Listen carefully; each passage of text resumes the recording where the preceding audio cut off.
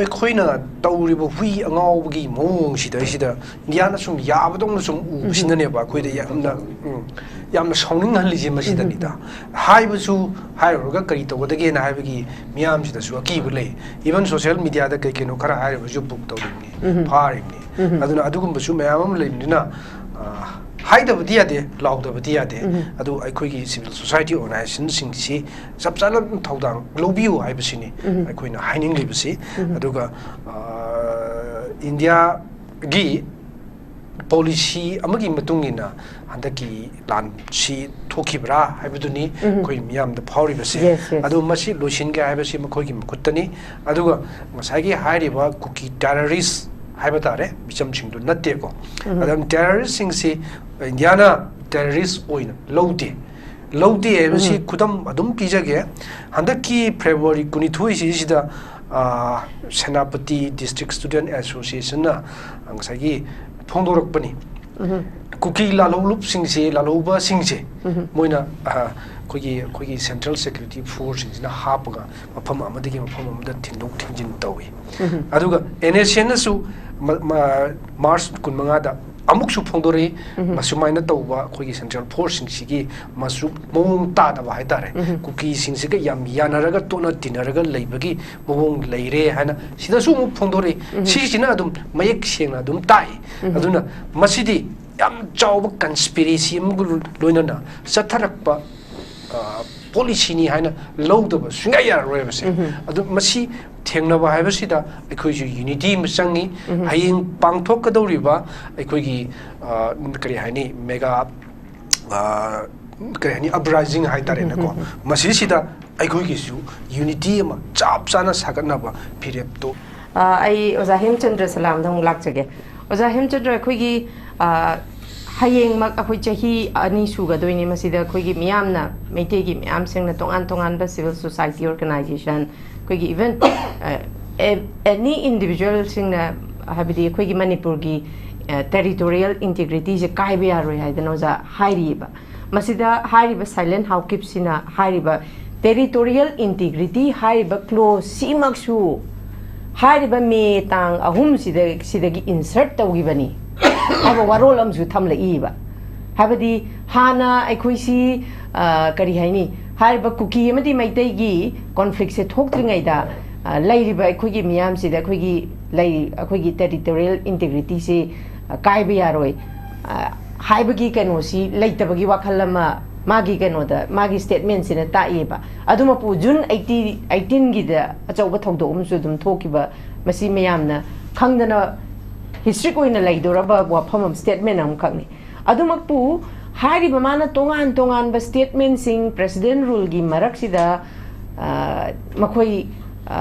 achieve separation se achieve tawgani hari ba territorial integrity hari ba close simaksu megi haukiba 2020-23 gi madugi incident du ki insert tawgiba close sam khak ni ka haba warol su thamli ba oza Hemchandra oza kari thambini si bantangda yamna masi yam nongning ba haitare yamna sum happy chat liars singsi adum kari bangai da hajin base adum tawduna ta sum lai anu si hanadagi lerek laba khoigi cookie peoples ana haitare khoigi marakta su adum yaning da ba moina tawri si haiba ngam da bagi wane ba oiroi doboda irang sagatpa irang thohanba adagi machine sohalliba economy adagi larik laisu da karida sohalliba mayam se khara kogi wakhal taaba haitare hanadagi hona leiraba indigenous ki thakta lakadoraba haitare neko adugumba miwising adunadi makoina tawrisi ju adum yaningdabani ada hope tawi haibani hope tawi haibasi dream kodimak loina realize tongni haibdi leite ada sum magi apamba magi aning modo phongdok chabani haitare ada makoi ji ya ayo bakaladi even no sigi Dr. Silent Hawkip kai se hana aikoina panari ba 1835 40 swai daga changlakhiba akoi sida settlement pigiba aduda Europe akoi cookie natragasu atopa hawkip leidana go hawkip siksu atopa tribes ni manung da zum chali पोनी यानिंगदबा हाइरिबा मागी हाउकिब सिगी मनुंग सिदा यानिंगदबा मयाम फोंदोरकबा लेरिमनेबा अदुन सिगी सिदा मासे अदुदगी यौरकपा फुरुप कांगबु दो मानदे अद मणिपुरना कमाय तौदना इंडिया दा तिनगी अदगी मर्जर एग्रीमेंट सि कमायना साइन तौगी अदुगा खुगी जम्मू सुम काश्मीर गा मणिपुर गा खेनरी बसी कदाई द नो काय सी मासी खंगम दो मानदे असागी मखोगी सु एजेंडा अम तो सुम पूरगा मोय खोगी लुचिंग बसिंग दुना हाइबा मणिपुर तुगाइबा पाम हाइतारे ने अदु लुचिंग बसिंग हाइबा सिंग दुदा यस सर लोइदा चटपा ngakne na ye दुमाइन हाइनिंगे अदु शेस मणिपुर गी दी इंस्ट्रूमेंट ऑफ एक्सेशन अदगी मर्जर एग्रीमेंट याम चुमना हाइतारे को याम चुमना संगी बने अदुगा बासुगुम्बा हजिक खोगी so haibigiba sagi article 163 sina adum haipet adum ngakshen ba haitare na ko aduna 363 yes aduna sisina sum karam khiti protection period adubu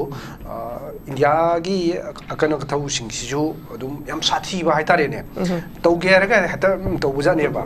aduna kashmir ga se ha ga toitan thugare ani thuktu isine ba mayam na law khongi kaim ta te adum tawri sine ba ko adudani aikoina chingna ba phawri si ju miyam na phawri si ju madudane ba ko asigumba india gi manga kanba adugumba mawungdo aikogi manipur sida su chathaраglabadi madu yamna khoi sigadi kashmir ga yingnarura di akhoi sidadi yamna khoi picture ba haitare yam pikpa community mayam leiba sigi mafam sidadi yam sathiba ngasi thoena pariba sathire na pariba sahi ani sure ka hairiba irang sidagi hena sathi irang thokani haisi adum ubajani da indiana su adu una ngasagi makhoi gi su pandam mama gi makhada sigi projects nama tawraga sum chathagi badu lushin ba yadadana sum leiba gumba mali haitai adumai tawba ni haina lobu su yai aduga somdagi pangang da ngangi ba sisu aidi asum mo khoi haurabnina sanghen ba haurabnina maduda खरा हाइहौद्रदी नुंगाइतदना सुम हाइबो ओइनेना खल्ली मोइ मसादसु अदुम coin तौरिसि ओयरोय हाइसि मोइदसु अदुम फिल तोरंगनेना खल्ली इवन कोइना ममांगी March अमदा दिल्लीदा अमित चियर लौरगा हाइस लेवल सिक्योरिटी मीटिंग अमा पांगथोकपा अदुदा सागी अमित शाह मसामुन अदुम हाइग्रबने मणिपुरदा सिगी डिमांड सि consider tawro ya haini aduga si maram sade na su negotiable suoi oidi na mana phongdokrabo ofam amakhak neba sisida hanjin hairaga leiba haise sengna makidi makoina midei singi sentiment se pairaga sana banena loweba ko sagi thamuji solaga ekta sorga kaino tawni tawroi khangakta tanjam ka laga amuk irang sum hauragadi makhoi gi wena di irang se hauri makai makhoi da tongje yena paeba ko irang se leiri makai nemri makai makhoi da di makhoi na tongje duine na pa duine ba maram di midai singa major community oi bani hariba midai sing siga leminna ba yadre haibse utna bu khona ga duine aduna adumaina adugumba amugana outbreak ama thorpa yana na bang sagi mitagi sentiment se pairga sana bani haina lowi aduna mokoi simasina mokoi da chapchana masi oirani soidre kaina madugi asadudi mokoi da su leiramoena khalli sum tawda da bagi sum pangai haibai duni aduna masi mana phongdore ju handaki april 23 ta koigi micro blogging site x to pangpa koigi space session na hairga 시시든 간난에 나버기 더러모노 방톡부두다 마나숨 마이 오이보 와칼론 하이타레네 마이토나 시드디 아이코이나 유니티 지 레르가디 아이코이 마시 소드나 마키 방가니 가이나 하이바고 사기 모코기 디만지 마루이나 अहानबददी chief minister लोथो chief minister से यम नुंगाई तब फंगदो मनेबको chief minister से सिंदो की कांसिदा हाइदि resign तो की कांसिदा को मखोइददी मखोइगी demand अमा फंगबग मानबनेब सिंग अदुना मदु तौरबनिना सिजु अकोइ हाजिलदी उतोपसु याइ कायना हाइबगी वखलोन अमा यावरंगदब माले अदुना मदु मक खुदिमक मोइना हाइब खुदिमक थबक तो उन्थोरकनी थबक ओइन तौरकनी हाइबसि मसु हाइनाइ लेते खननिङाइ लेते हाइता आइगी मोतदी मसि खना भौदो थोयोना कानदबा मागुम्बा कोई केनो की स्पोक्स पर्सन ने काना हाइबा मियोय अमखनगा स्माइन का हाइरगा कोई इंडिया की पेपर सिंगसिना का यामना फोकस तौरगा फोंग सिजु अंगकपने लौई हानदगी ओइदबसी अदुम ngang अदुम हाइनदुना लाकबसिंगनी अदुगा मखोइसु हजुसु अदुम मसिगी मखोइगी ओइदबा सिगी प्रोपेगेंडा से याम कन्न चथरिएबा सिजु हजुसु अदुम लेपतना अदुम चथरिबनी अदुना मदुगी मनुंग चन्ना मसिजु मखोइना तौरिबा अदु मियामदुदा मखोइगी मियामदुदा सिजु ओइथोकपा याबा अमखक लई अदुना मसि इ पिबा हाइतारे ने मोइदसुको अदु मितेदना सुम साहनबा सुम खनबा हौबगी बोंगदुनि खल्ली अदु मसिदा अखोइसियु पंगथबम थोकती न खल्ली मा हाइदुदा कोइ थोइदोंग साउनिङाइ लेते मागी ओइबा मोइना होप तौबा हाइबनी हाइसिनेबको मोइ होप तौबनि सोइद्रे हाइब नतेबा मासु hope तौजे हाइबनी तौजसनु even मोइनो hope तौगे हारगबोदी India poomsae कुकीगी मिंगद नामा पालोइना होप तौबसु याइदनको याइ तौजसनु अदुगिति अदुमक रियलाइज तौनी हाइबदुदी लेते अदुगा यूनियन प्राइम मिनिस्टर मिसासु याम मेक्सेना हाइग्रे अदु मसिसिदा थोइदोंना पाखतनिङाइ लेते अदुबु अखोइना यिंगदुरिसिदी कुकी सिंगी मरक्ता यामना खंग हाइबा मसागी मोइनगा हाइरिसि सेरान तुरंगांग जिंगु काइना हाइरमगदोबा मिजु मसिंग याम लेयेबको मखोइ सिंदुगी ममांगदा मखोइदु इकाइनिङाइनि अखोइ ममांगदि इकाइ बियो हाइनिंद्रेको अदुगा मोइदुकुम मखोइ मसेनदुगी मरक फाउदा मो इकाइना जबदी खरम खैदे फबनी अदु मसे हाइनिङि अदु नतना सुम पंगांग ngang मी साहनबो होनबा सिगुमबगी थौंगसिदि मदुदी याम ngang सताबा माइ पाओइदबा मखंगनि अदुना सुमना खरा हाइबियाबा हाइग्रे तौयाबा तौग्रे अदु हौजिक्ति मसी नॉर्मल लाइफ ता हलकनबा होनबदु चुम्मी मखोगी मरक्तसु मसी पाम्बा मयाम अमा लेरिबनी अदु मसी सुंगपाम पामदबा मिसु लेरिबनी अमरोमदा मखोइदि अदुम कोचिल चेलगा हिंगपा हाइतारेनको अदुगुम्बा मियोइ फुरुप अमा ओइबनिना मखोगी मरक्ता लै मखोइ लोइनमक्ति आई हाइजरोयको अदुदा लै मसीगी हैबिट से लैबनिना म्यानमारदा मु चेम सोमदो मु चेलकपा अदुगी कोजेन चेनबा अदुमाइन तौरगा सोमदो मु लाल हौरबा सोमदगी तखायरगा सोमदो मु चेलगा सोमदो मु लान हौबा समाइ तौबगी हैबिट से लैबनिना मखोइददी इरांग से लैरि मखै मखोइददी कानगदुइनेबा हाइदि मखोइगी मखोइदा लैरिबो फंडिंग सी मरुइना ड्रग्स ने ड्रग्स से मसी थिंगबा मसी योनबा पुथुक पुसिन तौबसे थिंगी कांदा मखोइ साथेना सोकदुइने मोइ लानोबो खुजु गुलाइ नोंमै लेनिङाइ लेरोइद्रेनि मोइ कादर सिंदे पिरिबो तोलो पिनिङाइ लेरोइद्रेनि मखोइगी सोर्सेस पुनमक सिगी हरक फमदि ड्रग्स नेबको ड्रग्स से थिंगनबो होनबा हाइसिदा सेटल से तौरबा शांति लेरे तारगदी मसी याम लाइनम थिंगिनेबा ड्रग्स अदो हौजिक्ति इरांग से लेरमिना इवन चुचामपुर डिस्ट्रिक्ट ता खोइ ड्रग क्याम्प पुथोक पुसिन तौरी हाइबो ngमद्रे मसी कदाइ फाव फरग पुगी कयाम पुगी से हजि हाइबो ngमदेदना से सुमाइना मखोइददि मसी इरांग से लेरिबो मखै मखोइदु फंडिंग सी जुनवाइदुइनि अदगी मपान लेबाक सिंदगी ओइदा पादा खरा हाजिलगा क्रिश्चियन कंट्री सिंदगी फंडिंग तौबा अदु तौबा तौरी मैम से मसी मखोइदि प्लॉट अमगी मखा चथर इमिनिना मदु मखोइददि अयाम्बा मखोइगी खुलाई पाइबसिंगनदि शांति हंजिन हनबाइसे सुपाम पाममोय अदु मिचमसिंगनदि खर एजुकेटेड ओइरबा अदि सेटल तौरगे हिंबो पामबो चाखोटपा पामबा हाइतारे अदुगुम्बा कुकी सिंगी मरक्तसु लैरिबा मियोइसिंग अदुनदि शांति हंजिनबसे पामी मदु फोंदोरकबसु लैरि अदुगा मखोइगी खुलाई पाइबा सिंगसिगी ओइनदि शांति हंजिन हनबा हाइबसे सुंपाम पामदे मखोइदि सुम लांग लेहमसे पामी मसी एखोइना मसी डील तो बम चंगी खंगबा चंगी मोइना नोंगयमा सोमदगी कासिदमदगी तोंग का बखोइ तोंग हेदा का तोंग नतेबो अदो करी तौरिबगे हाइबसे याम कुपनो मॉनिटर तौबम चंगी मखोइगी अपामबसे करिनो मखोइगी हैनबिसे करिनो हाइबसे मुन्ना येंग मतुंगदा चप चाब डिसीजन अम लौरगा अखोइगी ओइनसु तखम तपदो तौगदबनी मखोइगी मानरगा हेक्ता हाइदी मोइसे लमेन तु हेनबा हाइरिमि नोंगै पाइ खुजा चलिनि मखोइगा मानबा हाइबसिदि अमरम याम इकाइनिङाइनि न स्वाइन थमसके okay thank you very much आई मखा जा हेमचंद्र द लाक्चगे ओजा हेमचंद्र अखोइगी इवन हयेंग से चही अनि फाबगी खुमल लंपाकता कोइ पाबुंग नजे होजि तोंगान तोंगान खुमल लंपाकता द नतरा तोंगान तोंगान बे आराम बाइ तेंगोल नसु पांगदोकते खोतोरि हाइरिको मसिदा हाइदी प्रेसिडेंट रूल सी पामंबदगी पामक्त्रबनि होजि मसिगी मतंगदा हयेंग चही अनि फादोरे ꯑꯗꯨꯕꯨ ꯁꯤꯚꯤꯜ ꯁꯣꯁꯥꯏꯇꯤ ꯑꯣꯔꯒꯅꯥꯏꯖꯦꯁꯟꯅ ꯂꯧꯔꯤꯕ ꯑꯩꯈꯣꯏꯒꯤ ꯍꯥꯏꯗꯤ ꯂꯧꯐꯝ ꯊꯣꯛꯄ ꯔꯤꯄ꯭ꯔꯖꯦꯟꯇꯦꯇꯤꯚꯁꯤꯡꯁꯤꯅ ꯂꯧꯒꯗꯕ ꯃꯁꯥꯒꯤ ꯔꯦꯁꯄꯣꯟꯁꯤꯕꯤꯂꯤꯇꯤ ꯃꯥꯒꯤ ꯏꯅꯤꯁꯤꯌꯦꯇꯤꯚꯁꯦ ꯆꯞ ꯆꯥꯅ ꯂꯧꯔꯛꯇ꯭ꯔꯕꯅꯤꯅ ꯑꯩꯈꯣꯏꯒꯤ ꯁꯤꯚꯤꯜ ꯁꯣꯁꯥꯏꯇꯤ ꯑꯣꯔꯒꯅꯥꯏꯖꯦꯁꯟꯁꯤꯅ ꯂꯧꯔꯛꯏꯕ ꯁꯤꯒꯨꯝꯂꯕ ꯊꯧꯗꯥꯡꯁꯤꯗ even something karigumba awoonba ma purakpa ngamgadra haibagi asa amakakti adumak miyamna khanari tawri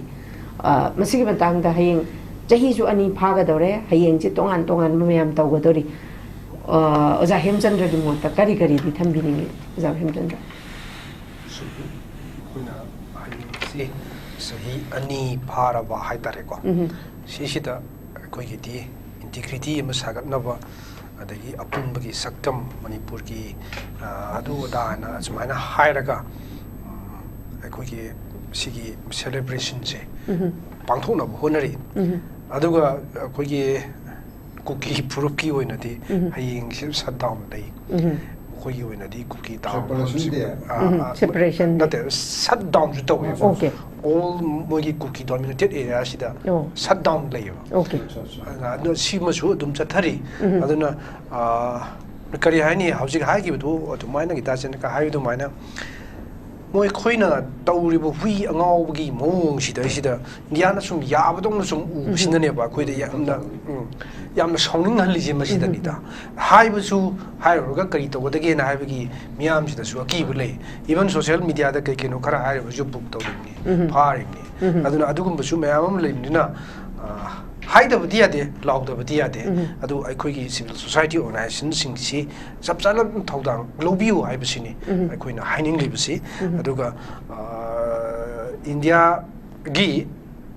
policy amagi matungina handaki lan si thokibra haibuduni koi miyam da phawri base adu masi losin ga haibasi makoigi makutani aduga masagi hairiba cookie terrorist haibatare bicham singdu natte ko adam terrorist singsi Indiana terrorist oina lowde basi kudam adum pijage handaki February 22 sida Senapati District Student Association na angasagi phongdorakpani cookie lalolup singse laloba singse moina kogi Central Security Force na hapaga mafam amadagi mafam amada thindok thinjin tawi aduga NSN su March 15 da amuk su phongdori